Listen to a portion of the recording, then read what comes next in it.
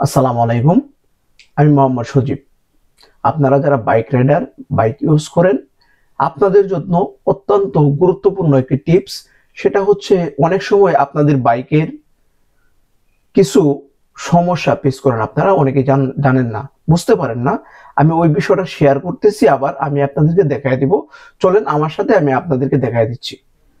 আমি আপনাদেরকে ন্যাচারাল ভিডিওতে নিয়ে আসলাম।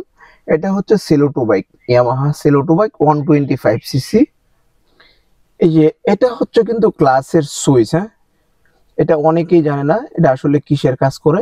এটা কিন্তু ক্লাস সুইচ। আমি আপনাদেরকে দেখাচ্ছি কারণ এই ক্লাস সুইচ যখন আপনি ক্লাস টান দিবেন, এই যে আমি দেখেন ক্লাস টান দিচ্ছি। ক্লাস টান দেওয়ার পরে যদি আপনার এই ক্লাস সুইচ যদি এরকম বের হয়ে আসে, দেখেন এটা কিন্তু বের হয়ে আসে, এরকম বের হয়ে আসে, তখন কিন্তু এই ক্লাস সুইচটা আর কাজ করবে না, আপনার বাইকের সাথে কাজ করবে না, তখন কিন্তু রিপ্লেস করে নিতে হবে।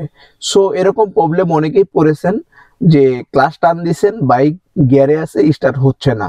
হ্যাঁ, স্টার্ট না হওয়ার কথাই, কারণ আপনি যে কোনো মডেলের বাইক ইউজ করেন না কেন, অবশ্যই কিন্তু যদি আপনার ক্লাস সুইচ এমন বের হয়ে আসে, দেখেন আমি কিন্তু আবারও দেখাচ্ছি, এরকম ভাবে বের হয়ে আসে, তখন কিন্তু আপনি এখান থেকে খুব ভালো রেসপন্স এবং বাইকের থেকে ভালো ফিডব্যাক পাবেন না, এবং বাইক স্টার্টও হবে না। সো আজকের মতো এই পর্যন্তই। সবাই ভালো থাকবেন, সুস্থ থাকবেন। আসসালামু আলাইকুম, আল্লাহ হাফেজ।